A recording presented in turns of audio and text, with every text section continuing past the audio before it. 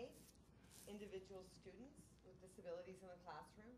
And then the third one, a commitment to be all-inclusive in terms of providing education. One thing that's missing, and the problem here in Ontario, is that the Ontario Human Rights Commission have guidelines and policies that address accessible education. But they do not deal with attitudinal barriers, issues with ableism. That's not dealt with. They only deal with access and accommodation. Adding a fourth bullet here, making a commitment to removing attitudinal barriers. Yeah, I agree. As well as ableism. I think it's really important to establish policies and guidelines about ableism. Very important. Very similar to policies and guidelines on racism, discrimination, racial discrimination, that kind of thing. Comments with regards to gender issues. You look at racial slurs are unacceptable in our society. Profiling is unacceptable in our society. Very similar with comments based on gender. Very insensitive. But what's missing here, for example, here in the Globe and Mail this morning, you take a look at this headline: Canada deaf to global food crisis. What's that? That's a slur against a person with a disability.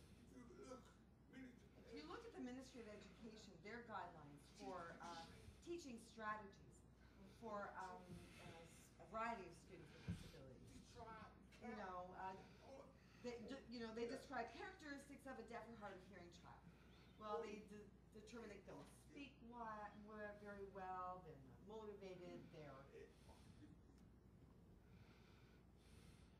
impulsive, they're, they have difficulties dealing with impulsivity, they don't socialize very well. Those kinds of comments are totally inappropriate. I mean, can you imagine replacing the words deaf and hard of hearing with deaf or francophone? Can you imagine how the community would react to those kinds of comments? They're not acceptable. And what that does, it creates low expectations for children. There's a publication, it was authored by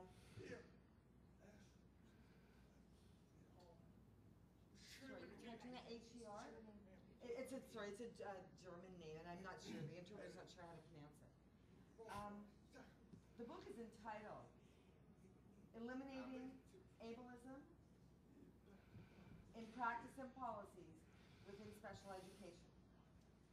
And one area I think we should be considering in terms of human rights, and your position, you may want to consider encouraging each province to think about developing policies and guidelines about ableism, and because there are huge attitudinal barriers that occur within the area of special education, and it's got to change the way we consider and look at special education.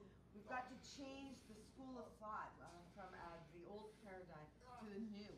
That all has to be changing, and that has to be much more open and inclusive to persons with disabilities in terms of getting an education. I agree. People have to be empowered to do that. I agree. I have a story from not someone I don't think, but someone who works with families here in the Toronto area. Less than 2 years ago, it happened in August of 2006. This person went with a young immigrant family who had 2 kids to register them in a Toronto District School Board primary school. And they walked into the school office with the 2 children, 6, 8 years old. One was 6, one was 8. And they came up to the secretary's desk. The secretary looked at them and said, "We don't do downs here." Just like that. Now, that was 2006 in Canada's wealthiest, biggest, most sophisticated city.